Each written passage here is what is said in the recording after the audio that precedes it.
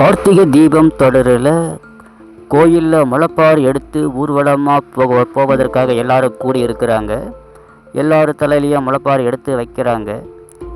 சாமுண்டீஸ்வரி மகள்களோட தலையில் அவங்க பாட்டி முளைப்பாரி சட்டை எடுத்து வைக்கிறாங்க. அதில் கடைசியாக ரேவதிக்கு வைக்கிறாங்க. எல்லோரும் ரொம்ப சந்தோஷமாக இருக்கும்போது பக்கத்தில் நிற்கிறவங்களுடைய கைப்பட்டு ரேவதி தலையில் இருக்கிற முளைப்பாரி கீழே விழுந்துருது. அபசகமாக நினச்சி ஆளாளுக்கு ஒன்று பேசுகிறாங்க.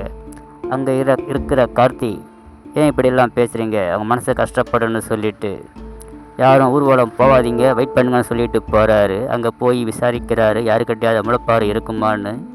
யாரும் தெரியலன்னு சொல்கிறாங்க. ஒருத்தவங்க மட்டும் எனக்கு தெரியும், முளைப்பாரி எடுக்க இருந்த ஒருத்தவங்க ஊருக்கு போயிட்டாங்க, அவங்க வீட்டில் முளைப்பாரி இருக்குன்னு சொல்கிறாங்க. சரி, என் கூட வந்து வீட்டை காட்ட முடியுமான்னு கேட்குறாங்க.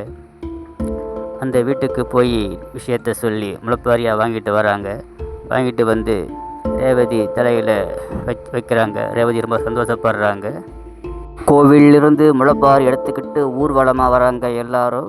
மற்றபுறம் தீபாவளி அன்னி கோயிலில் வெயிட் பண்ணிக்கிட்டு இருக்கிறாங்க. ஊர்வலம் வர சத்தத்தை கேட்டுட்டு ஊர்வலம் வந்துடுச்சுன்னு நினைக்கிறாங்க. ஊர்வலம் கோயிலுக்குள்ளே வருது. முளைப்பாரி இறக்கி வச்சுட்டு தீபாவளி அன்னிக்கிட்ட பேசுகிறதுக்கு வராங்க ரேவதி. அப்போ ஏதோ தேடுற மாதிரி நிற்கிறாங்க. யாரோ தெரிஞ்சவங்கள பார்த்த மாதிரி இருக்குதுன்னு தீபாவோட அண்டி சொல்கிறாங்க. கார்த்திக் கிராஸ் பண்ணும்போது அவங்க சரியாக பார்க்கல, அரைக்குறையாக பார்த்ததுனால யாரையோ தெரிஞ்சவங்கள பார்த்த மாதிரி இருக்குது அப்படின்னு சொல்கிறாங்க. முளைப்பாரியில் நடந்த விஷயத்தை பற்றி சொல்கிறாங்க. இதெல்லாம் கேட்கும்போது இங்கே தீபாவோடைய வீட்டுக்கார் மாதிரி இருக்குது, எங்கள் வீட்டு மாப்பிள்ளை மாதிரி இருக்குது, அவரோட கேரக்டர் மாதிரியே இருக்குது அப்படின்றாங்க.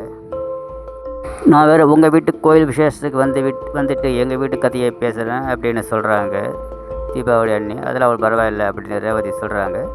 மறுபுறம் சித்ராவும் சிவனாண்டியும் எப்படியாவது கார்த்திகோட அம்மாவை கொண்டு வந்து கோயிலை நிறுத்தணும், கடத்துறதுக்குன்னு முடிவு பண்ணுறாங்க. அவங்க தேடுற இடத்துல அவங்க இல்லை.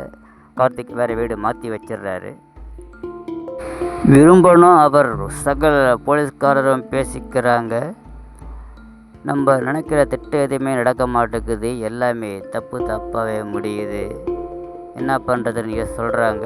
போலீஸ்காரர் சொல்கிறாரு, நான் சும்மா விட மாட்டேன், இந்த கவலைப்படாத, இந்த கும்பாபிஷேகம் நடக்காது, அதுக்கு நான் வேற ஒரு பிளான் வச்சுக்கிறேன் அப்படின்னு சொல்கிறாரு.